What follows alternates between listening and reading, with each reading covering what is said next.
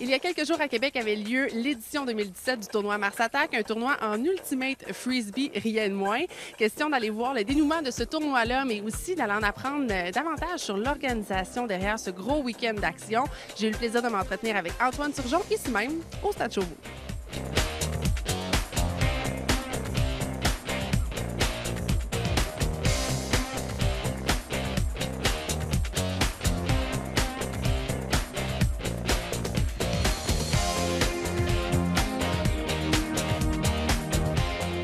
Alors Antoine, aujourd'hui, on a le plaisir de se retrouver à rebond de votre tournoi Mars Attack. D'abord, avant de parler de ce gros week-end de compétition, j'aimerais qu'on parle un peu de vous, de votre organisation avec Ultimate Québec. En quoi ça consiste? Ultimate Québec, c'est l'association régionale des joueurs d'Ultimate et joueuses d'Ultimate de la grande région de Québec. Beaucoup de citoyens également de la rive sud de Québec et des arrondissements et des villes qui entourent la ville de Québec. C'est un total de presque 1700 membres à Québec seulement sur les quelques 7500 dans la province au complet. Répartis, là, les plus vieux ont dans la cinquantaine, pré-cinquantaine, et ça descend plus jeunes jusqu'à des 7-8 ans chez les plus jeunes. Alors même des initiés dans ce sport-là. Des tout jeunes initiés. C'est plus difficile, c'est un sport qui est très technique, mais on essaie beaucoup, et c'est d'ailleurs sur quoi on va se pencher dans les prochaines années, c'est le développement de ces petites catégories-là, plus jeunes, l'Ultimate Junior, du mini-Ultimate qu'on va pas appeler. Wow. Et là, j'imagine, on a aussi le volet amateur, professionnel. Comment ça marche justement là, au niveau des catégories qu'on retrouve actuellement? Au niveau régional, ici, évidemment, on est une association sportive là, pour les citoyens. Donc, on offre des ligues à l'intérieur de la ville, dans tous les stades ici à l'intérieur de la ville. Pour ce qui est du calibre, disons que les meilleurs joueurs de toutes ces équipes-là civiles se retrouvent et forment ce qu'on appelle des clubs compétitifs l'été. Et eux vont aller compétitionner sur les scènes provinciales, nationales et des fois même internationales. Une équipe de Québec, Onyx en 2010, était rendue jusqu'en finale des championnats du monde en République tchèque à l'époque. Et là, depuis 4 ans, il y a ces ligues professionnelles-là qui apparaissent de plus en plus, dont une, le AUDL, dans laquelle les Royals de Montréal évoluent depuis maintenant 3 ans, là, commence à s'établir de plus en plus, là, compte jusqu'à 28 formations, si je ne me trompe pas, là, présentement en 2017, à travers toute l'Amérique du Nord. Alors là, un réseau qui se développe, de ce que j'entends, un sport qui va en grandissant. D'où le pourquoi vous avez des tournois qui se font. D'ailleurs, vous aviez le tournoi Mars Attack, l'édition 2017, qui avait lieu il y a quelques jours. Parlez-moi un petit peu de ce tournoi-là. C'est une fierté chez nous parce que c'est un très, très gros tournoi. On n'a pas de semblable en Amérique du Nord et sur la planète, je dirais, dans ce format-là, on n'en connaît pas d'autres. C'est 123 équipes qu'on avait avec nous dans 3 stades à Québec pendant tout le week-end du 11 et 12 mars dernier. Ça représente au-dessus de 1000 athlètes qui sont venus pratiquer l'Ultimate. Donc, quand on compte ça à des gens qui ne sont pas très initiés, ils ne reviennent tout simplement pas à Québec avec une compétition de gymnastique. Ça demeure la plus grosse compétition, tout sport confondu, à l'intérieur des infrastructures publiques de la ville. Donc, on est très fiers. Ça compétitionne dans les catégories 3A, 2A, 2B, AB et maintenant junior cette année avec les U18. Donc là, à chaque année, on commence à grossir et on s'en va vers le bas. C'est la pyramide inversée. Nous, on part des adultes et on essaie de développer le junior de plus en plus. Et là, justement, j'imagine que le calibre doit être assez impressionnant à voir pour les amateurs, pour les gens qui assistent à ce tournoi-là. Effectivement, là, écoutez, la finale 3A qui a eu lieu au Stade Leclerc dimanche dernier, ce sont des joueurs, la majorité des deux équipes avaient des joueurs du Royal de Montréal d'un côté. De l'autre côté, c'était des joueurs qui jouaient pour le Atlas d'Ottawa. Donc, la majorité des joueurs étaient déjà des joueurs professionnels. Donc, ça fait un spectacle grandiose et spectaculaire, très rapide, très plaisant.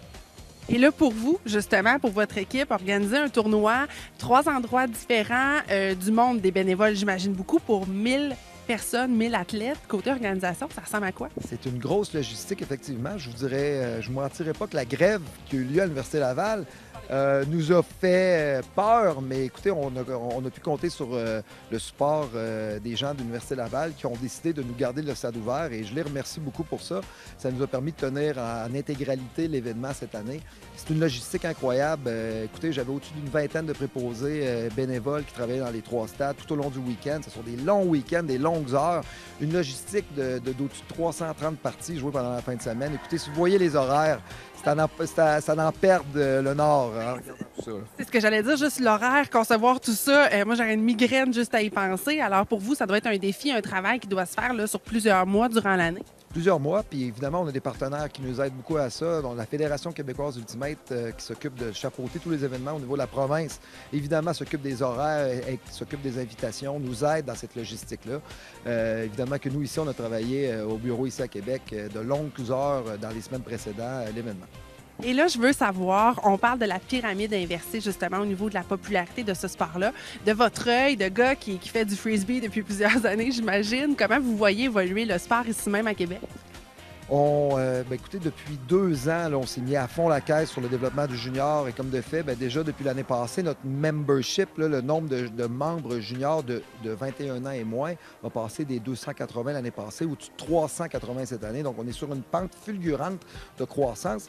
Et je ne vous mentirai pas là non plus que c'est pour nous permettre d'avoir des heures de plus en plus disponibles dans les stades publics qui, eux, fonctionnent par reconnaissance d'une population junior auprès des organismes de la ville. Donc, nous, on a l'intérêt davantage de développer non seulement pour le sport lui-même, mais également pour faire de la place à nos membres dans les stades.